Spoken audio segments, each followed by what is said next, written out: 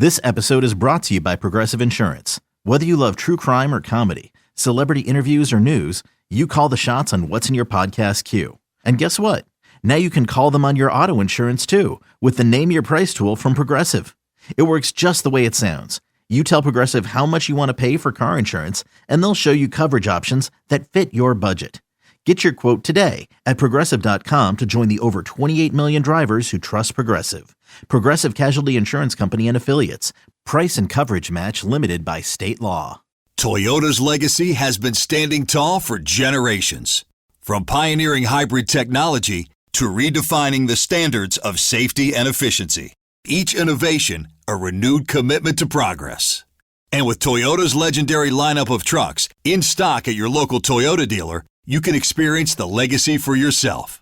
So check out the ultra-rugged new 2024 Tacoma, built for off-road adventure or everyday practicality. Or test drive a heavy-duty half-ton 2024 Tundra, decked out with modern tech and comfort, with a haul-anything attitude. And both Tacoma and Tundra are available with the iForce Max Hybrid powertrain, giving your truck more power than ever before. Quality, reliability, efficiency. That's the legacy of Toyota. Visit buyatoyota.com, the official website for deals, to find out more. Or stop by your local Toyota dealer today. Toyota, let's go places. Marketers, are you ready to make an impact with audio advertising? People are hungry for authentic connections in a world buzzing all around us. How do you cut through the noise and truly reach your audience? Visit stateofaudio.com to see Odyssey's State of Audio, the Trends Report. Uncover the secrets to high-impact creative. Learn how AI is revolutionizing the industry and get ahead of the curve on measurement and audience trends. Don't just stay in the game, win it. Visit stateofaudio.com and download your free copy. Sports Radio 610 presents live from West Palm Beach. Thanks to Academy Sports and Outdoors and Exclusive Furniture. Here's Payne and Pendergast. Welcome back in. Payne and Pendergast, Sports Radio 610. All right, let's throw to it right now. You've heard us talking about it. Great conversation between Adam Spolane, our Astros reporter, and Astros general manager Dana Brown. 2 weeks into camp, has there been anything or anyone that has really caught your eye? That's easy. Cam Smith. Yeah, Cam Smith caught my eye because he's just, he looks to be a disciplined hitter with some power. And so it's kind of exciting right now. I hope he continues to progress and grow, but he's been the guy that really caught my eye. It's been very exciting to see Altuve in left, because of how much ground he's covering, because he still has really good foot speed. That's been exciting. The fact that Christian Walker and Paredes looks like they're going to see a lot of pitches, as demonstrated when they were in the lineup together the other day. That looked pretty appealing to me and good. I think that could be contagious in our lineup. And then, the pitching, the starting pitching looked like it's going to be, pretty good. Framber started yesterday. And then our other guys are looking pretty good too. So, and the last thing I would say, the energy has been outstanding out on the field. I think Perez Chica has been a kind of a standout, and getting the boys fired up and ready, and all the drills and things that we do defensively. So there's a lot of good going on. With Smith, you saw him before the draft. Now, kind of getting to know him and getting to see him every day. Is there anything that you maybe underestimated with him? Yeah, the human being is special. And that's where I always say, when you nail the human being on a draft pick, that's when you usually see special things happen. And so I know he wasn't our draft pick, but we got a trade, and we like the tools and the ability, but just getting to know him and how dedicated he is to his craft, and how competitive he is, but yet humble. It's a treat. He Obviously, after the trade, you talked about him maybe playing one of the corner outfielder spots. He said the other day he's been working with basically just the infield guys. So what do you envision for him this season? Yeah, I mean, I think depending on like how fast the bat comes, he's played some outfield as an amateur in the past, like in the Cape Cod League. So, we felt like he can run fast enough to play right field, and he could really throw. And so if the bat continues to come and develop, we may get him some outfield reps, knowing that, look, you got probably a clearer path to get into the big leagues faster as an outfielder. And so we knew when we traded for him, there was a chance that he could end up in the outfield because he's such a tall third baseman. And, you don't really see a lot of third basemen that tall. And so, just getting some reps will probably depend on, like, how fast the bat comes. And the bat, so far, looks pretty good. Do you know where you want to start him? No. I mean, we're going to let him continue to, play it out. Sometimes the players will let you know where they should start. And I think that's the big point. The players let you know where they should start. And I think if you continue to watch this guy, you'll get an idea of where he should start. Altuve in left field, you were pretty bullish back in January, and it seems like that has only increased.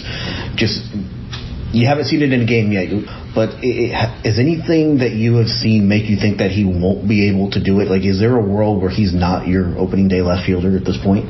Well, the whole thing with Altuve is whenever you have a position change, you have to treat it very lightly. You cannot be like dogmatic about like, oh, this is definitely going to work or it's definitely going to happen. I think you have to tiptoe into it. You have to inch into it. And so part of me being bullish is like, you know what, let's see him take a few fly balls. How much he's developed and left. And the big thing is how well he goes into the gaps and how good his foot speed actually shows up in the outfield. And we still have to see him make throws and things like that, and we have to see him play in the game, but it's been pretty exciting to see the energy that he brings to the outfield. McCullers. Now he's going to face hitters here coming up this weekend. You still haven't seen him throw. You haven't seen him face hitters since you've been the GM. But it has felt like over the last month or so that between you and between Joe and even between Lance, the optimism is maybe higher than it has been since he came back in 22. At this point, what can you really expect from him? Like, is it like anything you get from him is gravy at this point, or are you really expecting him to be an important contributor for you right now? Yeah, I think it's still too early to tell, but the fact that he's up to 91 is very, very encouraging, and the fact that he's working so hard is very, very encouraging, and the fact that he hasn't had any discomfort or pain, suggests that he's climbing in the right direction. And so I really feel good about this one.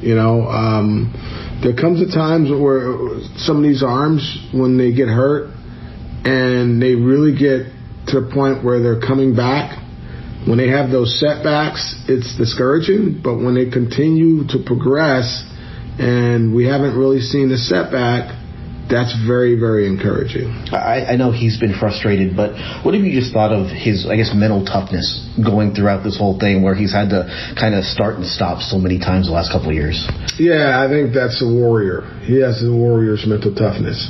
It's a calm, steady climb to get back. And even when you slip and fall on some of those climbs, he continued to press on. And I think the fact that he's pressing as hard as he's pressing to press on, I think it's really encouraging to see that. Because look, ultimately he's under contract. He's made some decent money in his career. A lot of guys would have just said, hey, enough of this, but he's continued to show that, look, I'm that same guy that you saw in the postseason, dominate major league hitters with my breaking stuff. And so I think he's committed. I think he's very committed to coming back. And how beautiful will it be if he could come back this year and give us a real huge shot in the arm in the postseason. I got a couple more things for you. Yep. The Tucker trade, obviously it makes sense when you know you're probably not going to be able to re-sign him. With Framber, you're kind of in that same position. By not trading Framber, did you feel like you've got a shot at bringing him back after this season, or was it more of, if we trade him, then we really have no shot at being competitive this year? No, I think ultimately it's this. It's like whenever you have a guy in-house still, you always have a chance of signing him, right? That's just a given, regardless. If he's here, you have a chance. You could talk to him. You could work with his agent. You can continue to, have dialogue, right? Now, in terms of, postseason and all that without him, sure. If you lose a guy that's been, 200-plus innings for multiple years and he takes the ball 30 times plus a year or 25 times plus a year, and all of a sudden you pull that out of your rotation, the fact that his second half last year was so strong, I mean, you don't want to pull that out of your rotation because you can't win without pitching. So that would have made our climb a little bit tougher. And so, I wasn't interested in, pulling that piece out of a rotation. He's the anchor. He's our number one, between him and Brown, it's 1A, depending on what Joe decides to do. I mean, it's Joe's ultimate call, but he's a top of the rotation guy, and you don't want to lose the top of the rotation guy if you can carry him in that year. If you lose him by free agency, okay, you understand that. But if you just move him by trade, and it's hard to get that same number one or two or whatever he's going to end up being, it's very difficult to get that. And so I was not interested in trying to go get pitching because every team needs pitching and no one's giving up pitching, really.